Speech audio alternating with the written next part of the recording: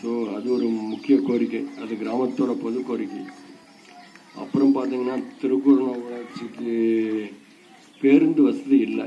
இங்கேருந்து குஜிலியம்பாறை போகிறதுனாலோ அல்லது இங்கேருந்து வேடசந்தூர் போகிறதுனாலோ பேருந்து வசதி இல்லை.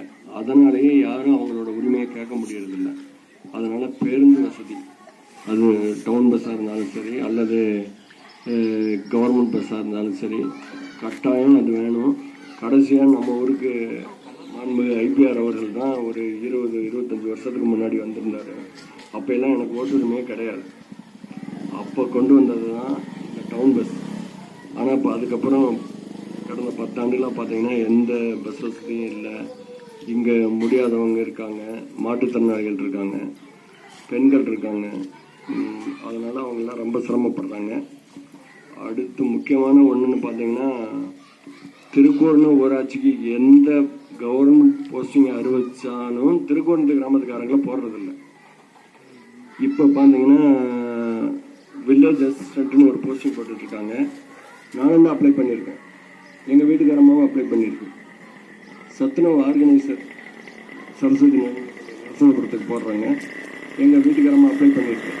எம்பிசி கோட்டா, எம்பிசி தான் ப்ராப்பர் டாக்குமெண்ட் வச்சுருந்தாலும் அவங்க திருக்கோணத்துக்காரங்களை போட மாட்டாங்க. அது ஏன் போட மாட்டேங்கிறாங்கன்னு தெரியல.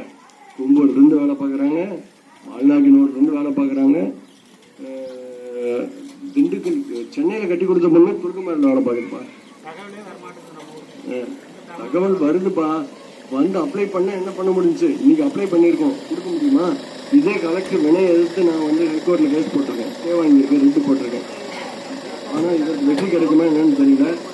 மாண்புமிகு கழக துணை பொதுச் செயலாளர் ஐபிஆரும் மாண்புமிகு மாவட்ட செயலாளர் சக்கரமணியன் அவர்களும் பழனி சட்டமன்ற தொகுதி உறுப்பினர் ஐ பெரியசாமி அவர்களும் இவங்கெல்லாம் ஆலோசனைப்படி இதை ரெட்டு போட்டு கட்டாயம் வெற்றி கொடுத்து நம்ம திருக்கோணம் ஊராட்சியிலிருந்து ஆளுகளை போட சொல்லி கண்டிப்பாக திமுக போராடணுங்கிறது என்னோட தாழ்மையான வேண்டுகோள்.